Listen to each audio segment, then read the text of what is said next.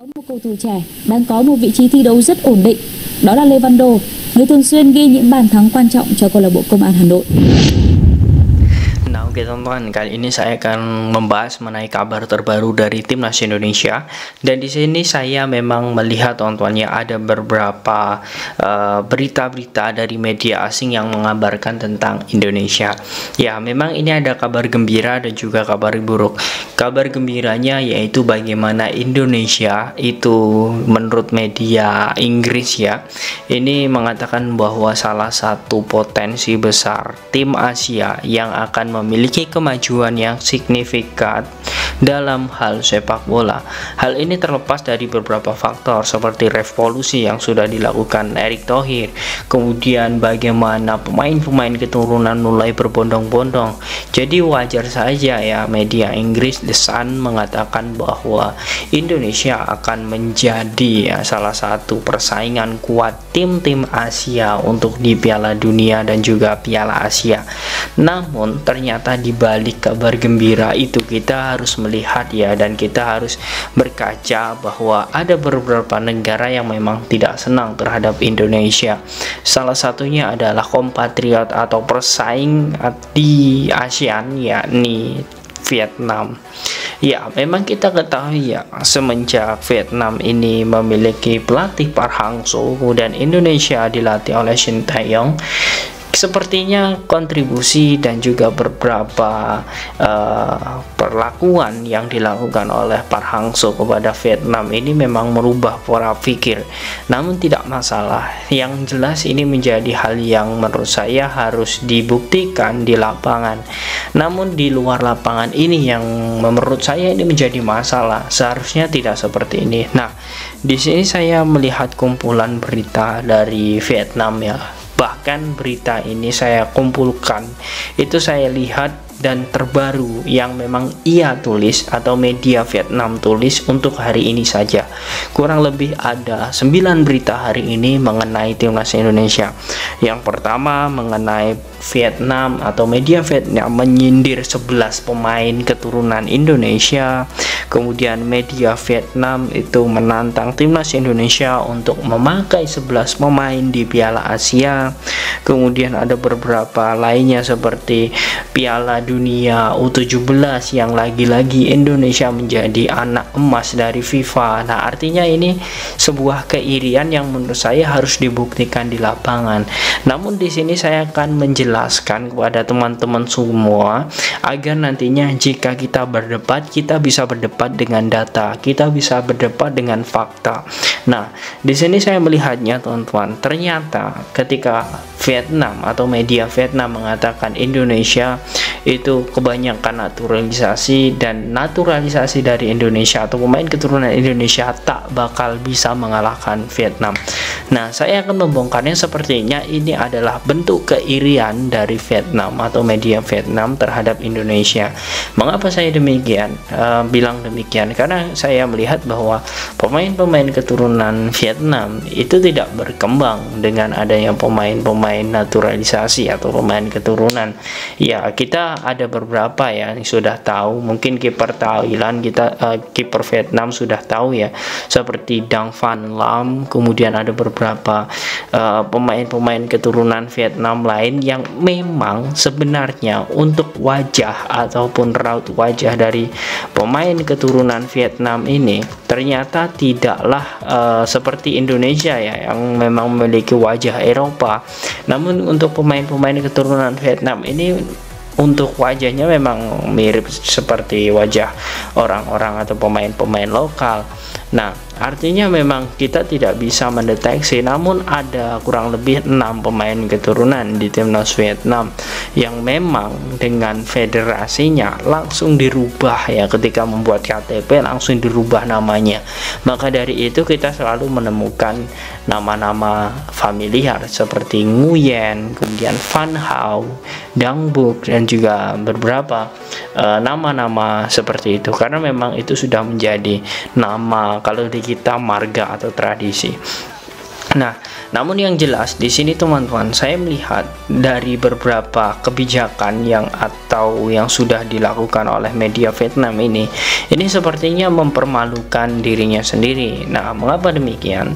Saya melihatnya ketika Indonesia nanti memang bertemu dengan Vietnam, dan ini memang jelas bertemu, dan Indonesia nanti bisa mengalahkan Vietnam, tentu ini akan menjadi hal yang sangat luar biasa. Ya, kita bisa saja menurunkan 11 pemain keturunan, dan kita ketahui saat ini formasi dan juga taktik Vietnam itu jelas berbeda ketika timnas Vietnam dilatih oleh salah satu pelatih terbaik Korea, yakni Park Hang-seo, dan juga pelatih Jerman saat ini Philipp Tauchert. Nah, artinya memang saat ini untuk Vietnam ini saat ini lagi penjajakan di skuad. Kita lihat bagaimana di Piala AFF kemarin, kemudian kita bisa melihat bagaimana di FIFA Matchday Vietnam.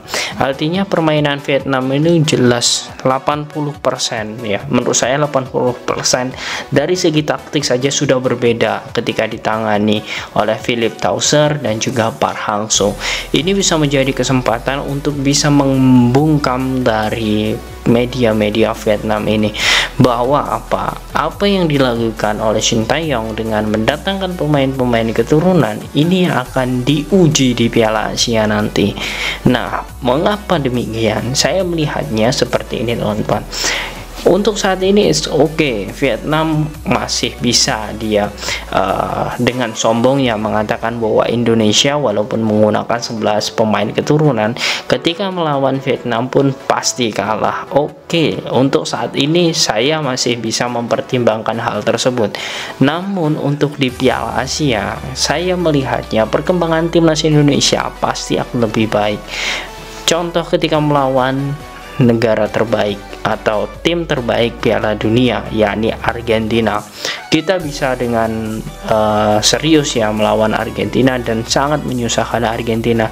Argentina pun dengan posisi yang memang dirinya sebagai percontohan dalam sepak bola tidak bisa mencetak gol di gawang Indonesia dengan di dalam kotak penalti.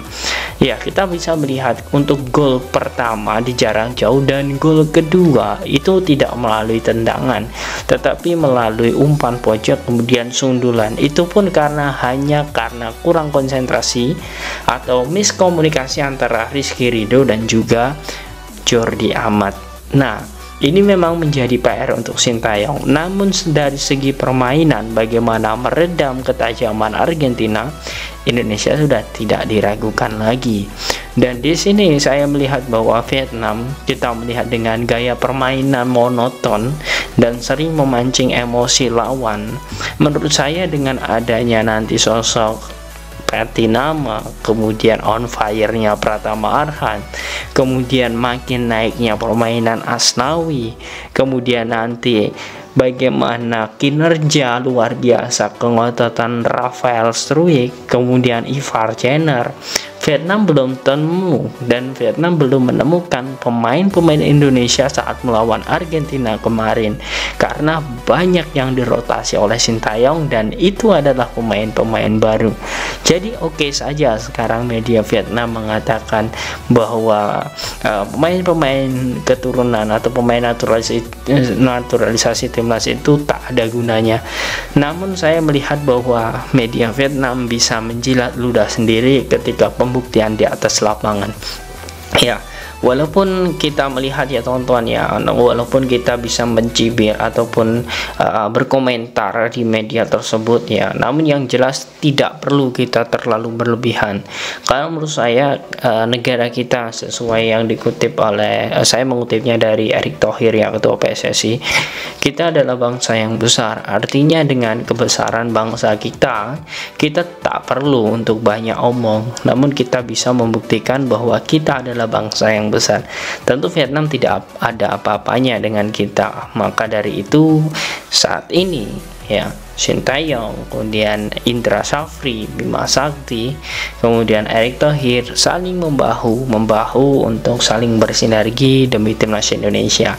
Ya, walaupun apapun itu hujatan, kemudian nyinyiran dan juga beberapa hal yang sudah dilakukan oleh media asing yang memang iri, menurut saya ini adalah keirian mereka karena mereka tidak mampu seperti Indonesia.